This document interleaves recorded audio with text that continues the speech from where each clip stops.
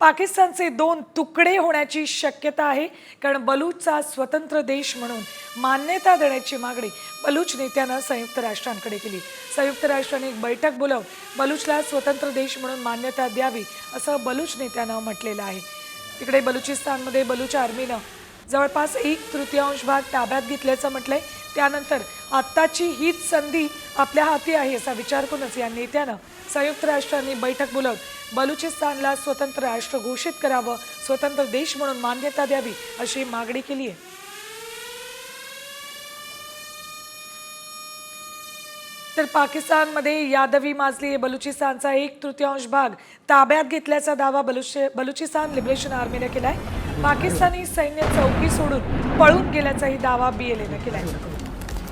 अफगाणिस्तान आणि इराणला लागून असलेल्या पाकिस्तानच्या भागावर BLAनं ताबा मिळवल्याचा दावा केलाय। पाकिस्तानच्या अनेक भागांमध्ये आणीबाणीसारखी परिस्थिती सध्या आहे। बलुचिस्तानमधला जवळपास 1/3 भाग बलूच आर्मीनं ताब्यात घेतलेला आहे।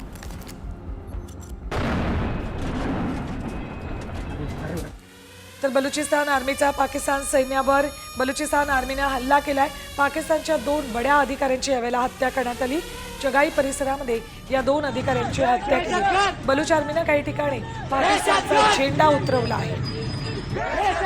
जोरदार घोषणाबाजी यावेळेला BLA कडून करण्यात आली।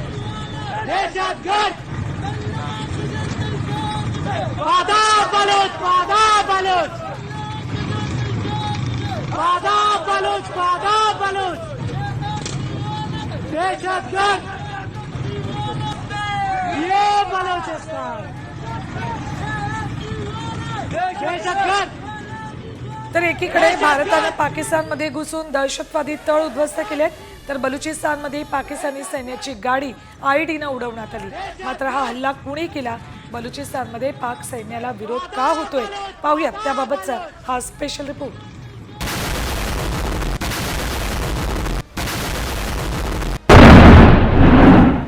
हा धमाका आहे पाकिस्तानातल्या Balochistan प्रांतातला।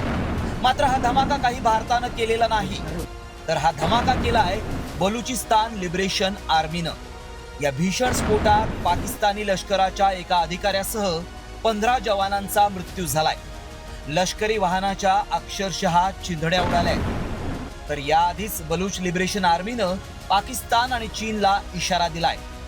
China, you came here without our consent, supported our enemies, helped Pakistani military in wiping our villages. But now it's our turn. Baloch Liberation Army guarantees you that CPAC will fail miserably on Baloch land. खरं तर 1947 पासून बलुचिस्तानमध्ये विद्रोहाचे निखारे धगधगत आहेत। त्यात 1948, 1970 आणि 2002 मध्ये मोठे विद्रोह झाले। आता भारत पाक युद्धाची शक्यता असतानाच बलूच आर्मीनं बंडाचं निशाण फडकावलंय। मात्र बलुचिस्तानमध्ये विद्रोहाची ठिणगी का पडलीये ते देखील पाहूया। बलुचिस्तान पाकिस्तानातलं सर्वात मोठं राज्य आहे। बलुचिस्तानच्या सीमेवर इराण आणि अफगाणिस्तान आहे। बलुचिस्तान नैसर्गिक खनिज संपत्तीनं समृद्ध आहे। खनिज संपत्तीचा फायदा स्थानिकांना मिळत नसल्याचा आरोप आहे। CPECच्या ग्वादर बंदर प्रकल्पाच्या फायद्यापासून स्थानिक वंचित आहेत। बलूच संस्कृतीची गळचेपी होतीये। बलोची भाषेऐवजी उर्दू आणि पंजाबी लादण्याचा प्रयत्न केला जातोय। भारतानं 1971 मध्ये कुरापतखोर पाकिस्तानची जिरवण्यासाठी बांगलादेशच्या मुक्ती वाहिनीला आश्रय दिला होता।